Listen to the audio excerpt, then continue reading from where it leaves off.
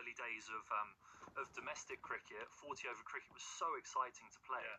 I think it's a much better format, and I think that the 50 over format should be changed to that, especially for those bilateral series that can feel as though they drag on. Jamal? Yeah, I agree. I said my introduction to professional cricket was through the old Pro 40, and it was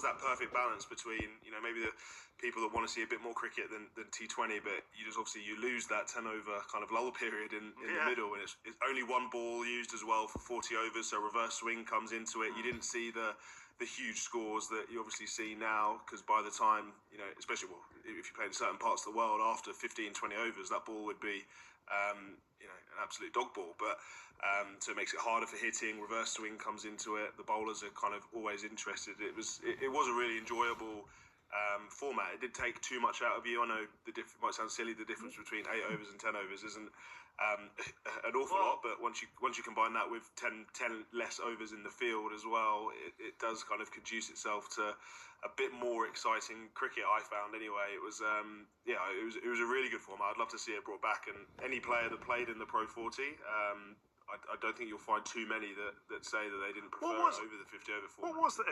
It's ridiculous. I'm at that age where I can remember everything from sort of the 1980s. You remember the 60 over aside, Chappers? Yeah, no, I do remember.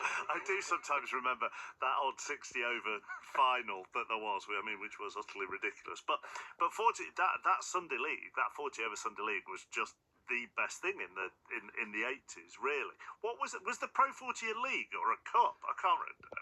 It was a league. It was a cup, but also Holland. You had Holland. Sorry, Finney. You had Holland and Scotland also played in it. So Essex. We got a trip to Edinburgh and Amsterdam every year as well. Now we know.